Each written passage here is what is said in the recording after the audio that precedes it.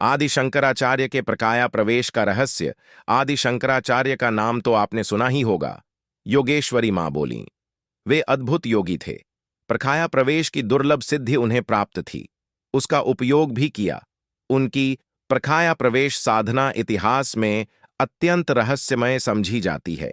हमारे काल से वे 6 मास बाहर रहे, लेकिन सूक्ष्म शरीर के काल से कितनी देर बाहर रहे, यह बतलाना कठिन है।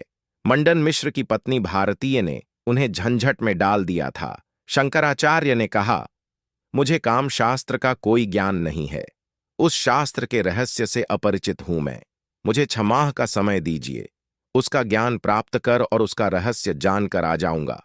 तब आप शास्त्रार्थ करिएगा। इसके लिए शंकराचार्य को अपना शरीर छोड़कर दूसरे के शरीर में प्रवेश करना पड़ा। वे अपने शरीर से भी कामशास्त्र का ज्ञान और अनुभव प्राप्त कर सकते थे, लेकिन उस शरीर की पूरी धारा अंतर प्रवाहित हो चुकी थी। एक बार जो शक्ति अंतर्भूत हो गई, उसे पुनः बहिर्भूत करना योगी के लिए अत्यंत कठिन है। कंकड़ छोड़कर हीरा उठा लेना बहुत आसान है, मगर हीरा छोड़कर कंकड़ उठाना बहुत कठिन है। शंकराचार्य ने एक राजा के मृत शरीर में प्रवेश कर कामशास्त्र का ज्ञान और अनुभव प्राप्त किया। इसमें पूरे 6 मास का समय लगा और पूरे 6 माह तक उनके शरीर को सुरक्षित रखा गया। वह सुरक्षा बड़ी ही कठिन थी। योगी के सामने परिस्थिति और मनस्थिति 2 स्थितियां होती हैं। योग का एक अर्थ में परिस्थिति को दबाकर मनस्थिति को ऊपर लाने का है, और सांसारिकता के अर्थ में परिस्थिति के नीचे मनस्थिति को दबाकर जीने का नाम है। समझ गए ना? शंकराचार्य के शरीर की सुरक्षा के लिए योग की विशेष विधि अपनाई गई। वह विधि अत्यंत गुप्त थी। आज के योगियों को उसका ज्ञान नहीं है। वह विधि ऐसी है जिसके फलस्वरूप किसी दूसरे शरीर में प्रविष्ट आत्मा से शरीर का संबंध बराबर बना रहता है, लेकिन इसके लिए शरीर को बराबर उष्ण रहना चाहिए। शरीर का तापमान नियंत्रित होना चाहिए। मस्तिष्क की समस्त कोशिकाओं को सजीव रहना चाहिए। 7 चक्रों की भी बराबर प्राण ऊर्जा मिलती रहनी चाहिए। शंकराचार्य के शरीर को एक गुफा में सुरक्षित रखा गया। उनके 7 योग्य शिष्य शरीर के चारों ओर गोलाकार रूप में बैठ गए ध्यान की मुद्रा में।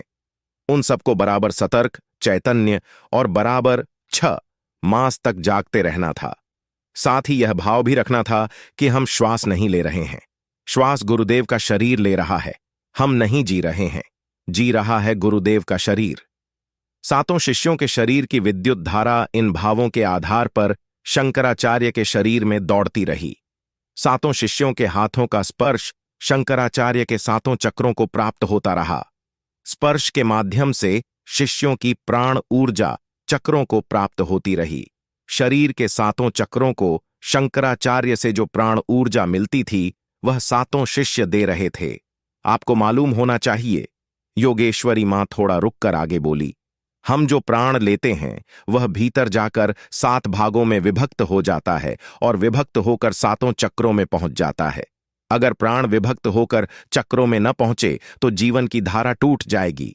आत्मा और शरीर का सामंजस्य समाप्त हो जाएगा। फिर 1 मिनट आत्मा शरीर में नहीं रह सकती। अगर किसी कारणवश आत्मा बाहर निकल जाए और दूसरा व्यक्ति चक्रों को प्राण ऊर्जा देता रहे, तो शरीर जीवित रह सकता है, जैसे कि शंकराचार्य का शरीर जीवित रहा। और जब वे अपने शरीर में वापस लौटे तो कामशास्त्र का सारा ज्ञान और अनुभव उनके पास था।